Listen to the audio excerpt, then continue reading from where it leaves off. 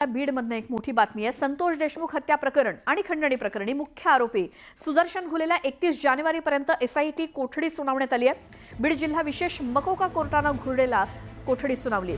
Sudarshan घुलेला SIT कोठडी देण्यात आली आहे 31 जानेवारीपर्यंत। सरपंच संतोष देशमुख हत्या प्रकरणातला मुख्य आरोपी आहे सुदर्शन घुले।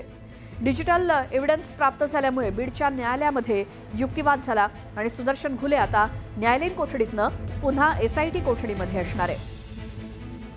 31 जानेवारीपर्यंत त्याला एसआयटी कोठडी सुनावण्यात आली आहे। आज अधिक माहिती घेऊयात आमचे प्रतिनिधी सुरेश जाधव यांच्याकडनं। सुरेश, संतोष देशमुख हत्या प्रकरण आणि खंडणी प्रकरणातील प्रमुख आरोपी सुदर्शन घुले याला आज मान्य न्यायालयासमोर हजर करण्यात आलं होतं। हजर केल्यानंतर युक्तिवाद करण्यात आला आणि एसआयटी जी तपास यंत्रणा आहे त्याचबरोबर सीआयडी आहे यांच्याकडे यांना काही आणखी तपास करायचा आहे। त्याचबरोबर डिजिटल एव्हिडन्स जे मिळालेले आहेत त्या अनुषंगाने देखील खात्री करायची आहे। त्याची चौकशी करण्याच्या अनुषंगाने आज मान्य न्यायालयासमोर कोठडी मागण्यात आली आणि कोठडी मागितल्यानंतर पीसीआर आता मिळालेला आहे। 31 तारखेपर्यंत आता सुदर्शन घुलेची रवानगी ही सीआयडी कोठडीमध्ये असणार आहे। त्यामुळे एकंदरीत या संतोष देशमुख हत्या प्रकरण आणि खंडणी प्रकरणामध्ये आणखी नवीन काय माहिती सुदर्शन घुलेकडून मिळते हे देखील तपासण्याचा जो प्रयत्न आहे तो सीआयडी आणि एसआयटी या तपासी यंत्रणा करतायत। त्यामुळे आता सुदर्शन घुले हा या प्रकरणामध्ये हत्येचा कट रचणं त्याचबरोबर प्रत्यक्ष घटनास्थळावरती देखील तो होता आणि मारहाण करत असतानाचा जो व्हिडिओ आहे तो व्हिडिओ देखील डिजिटल एव्हिडन्स हा सीआयडी आणि एसआयटीच्या हाती लागलेला आहे। त्यामुळे या एकूणच सर्व प्रकरणाच्या अनुषंगाने ही जी कोठडी देण्यात आलेली ही कोठडी अत्यंत महत्त्वाची असणार आहे। 4 दिवसाच्या कोठडीनंतर आता ज्यावेळेस सुदर्शन घुले याला न्यायालयासमोर हजर केलं जाईल त्यावेळेस काय तपास केला होता हे देखील समोर येईल। सुरेश, धन्यवाद या माहितीसाठी। बीडमधनं संतोष देशमुख हत्या प्रकरण आणि खंडणी प्रकरणी मुख्य आरोपी सुदर्शन घुलेला आज मकोका कोर्टात हजर केलं जाणार आहे। एसआयटी आणि सीआयडी कडनं सुदर्शन घुलेच्या रिमांडची मागणी संतोष देशमुख हत्या प्रकरणामध्ये केली जाईल आणि उर्वरित तपासासाठी ही रिमांडची मागणी होणार आहे। विशेष मकोका कोर्ट आता किती दिवसांची कोठडी देणार याकडे लक्ष लागलंय। सुदर्शन घुलेला आज मकोका कोर्टात हजर केलं जाणार आहे। अधिक माहिती घेऊयात आमचे प्रतिनिधी सुरेश जाधव आपल्या सोबत आहेत। सुरेश, काय माहिती? संतोष देशमुख हत्या प्रकरण आणि खंडणी प्रकरणातील मुख्य आरोपी सुदर्शन घुले हा न्यायालयीन कोठडीमध्ये होता आणि न्यायालयीन कोठडीमध्ये असतानाच जे तपासी यंत्रणा आहेत त्यांनी न्यायालयीन कोठडी देत असताना एक मागणी केली होती की रिमांडची परवानगी, रिमांडचा अधिकार ठेवून त्याच अनुषंगाने आज रिमांडची मागणी केली जाणार आहे आणि त्याला थोड्याच वेळामध्ये दुपारच्या सत्रामध्ये मान्य न्यायालयाच्या समोर त्याला हजर केलं जाईल आणि त्यावेळी हत्ये प्रकरणाच्या संदर्भामध्ये तपास करायचा आहे अशा पद्धतीने देखील जे तपासी अधिकारी आहेत ती मागणी करतात।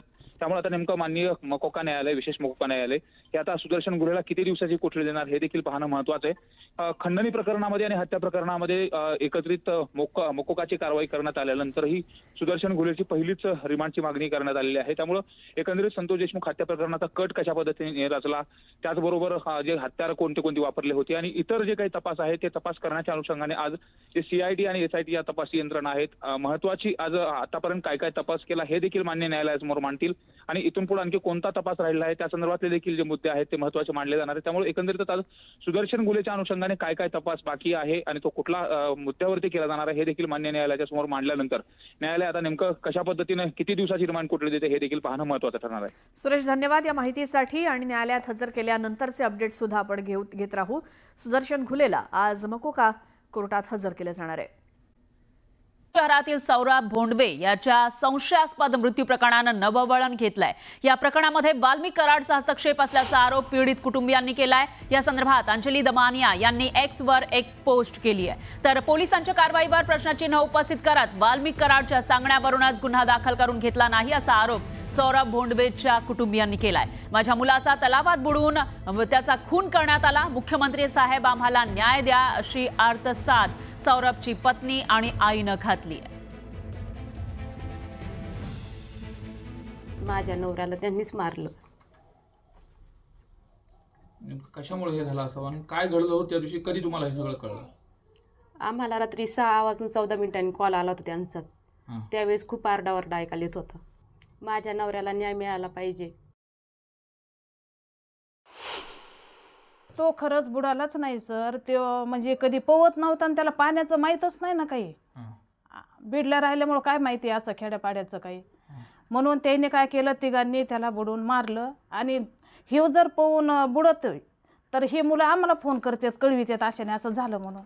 मग आम्हाला जे नाही कळविलं मग ह्याचं अर्थच ते निघत आहे ना की ह्याने करून तिथं झाले, पोलीस स्टेशनला जाऊन बसले हे बिनधास्त. माझी मागणी तेवढीच आहे, त्यांना शिक्षा करा. वाचवायचा उद्देश असाच असेल की त्या आपल्या समाजाची मुलं आहेत ही, आणि आता घडून तर गेलंय असं त्यांना वाटलं असेल, हेही नोकरीला आहेत असं त्यांना वाटलं असेल, म्हणून त्यांनी वरदहस्त कोणाला तरी किंवा एखाद्या इथल्याच पुढाऱ्यांनी कुठल्या तरी वरिष्ठ पुढाऱ्याला फोन लावला असेल, आणि त्यांनी मला वाटतं केदार साहेबांना फोन लावला असेल. कोण आहे ते नेमकं, काय स्पष्ट सांगा. आता स्पष्ट म्हणण्यापेक्षा मला तर असं वाटतं की वाल्मीकरणाचाच फोन गेला असावा, कारण त्याच्याशिवाय तर हे ऐकू शकत नाहीत PSI, कारण हे त्यांच्याशिवाय कोणाचं ऐकतच नाहीत. आणि मला असा संशय आहे की त्यांचाच फोन आला असावा, म्हणून एवढं हे डिरिंग केसात आम्हाला बोलत होते. तर सौरभ भोंडवे मृत्यू प्रकरणाचं कराड कनेक्शन नेमकं काय आहे ते आपण बघूयात ग्राफिक्सच्या माध्यमातून. कराडचं नाव घेतलं जातं या प्रकरणामध्ये. 13 ऑगस्टला सौरभ भोंडवे मित्रांसोबत उखंडा तलावाजवळ गेलेला होता आणि त्यावेळेला संध्याकाळी 6:14 आईसोबत शेवटचा कॉल त्याचा झाला. नेटवर्क नसल्यामुळे नीट संवाद त्याचा झाला नाही आईसोबत. आईला त्यानं शेवटचा कॉल केलेला होता आणि रात्री 9 वाजता सौरभ हरवला असल्याचा वडिलांनी फोन आला. वडिलांनी तसा फोन केलेला होता. तर मित्र सौरभचे कपडे घेऊन पाटोदा पोलीस स्टेशनमध्ये गेले होते आणि सौरभच्या मित्रांनी त्याच्या वडिलांना कॉल केला नाही अशी माहिती आहे. तर 13 ऑगस्टला शोध घेऊन सुद्धा सौरभचा मृतदेह सापडला नाही. तात्काळ पोलिसांकडून तक्रार दाखल करण्यास नकार देण्यात आला. तर 2 दिवसांनी उखंडा तलावाजवळ सौरभचा मृतदेह सापडलेला होता. हा सगळा घटनाक्रम आता समोर येतोय. 13 ऑगस्टला नेमकं काय काय घडलेलं होतं ते आपण बघतोय. 4 दिवसानंतरही पोलिसांकडून तक्रार नोंदवण्यास नकार देण्यात आला होता. तर तब्बल 5 महिन्यानंतर जानेवारीमध्ये वडिलांचा जबाब घेण्यात आला. याचाच अर्थ 5 महिन्यांपर्यंत जबाब घेतलेला नव्हता. तक्रार दाखल करण्यास नकार दिला जात होता आणि त्याच्यानंतर मात्र त्यांचा जबाब घेण्यात आला आहे. त्याच्यामुळे याच्यामध्ये हायगय का केली जात होती असा सवाल उपस्थित होतोय.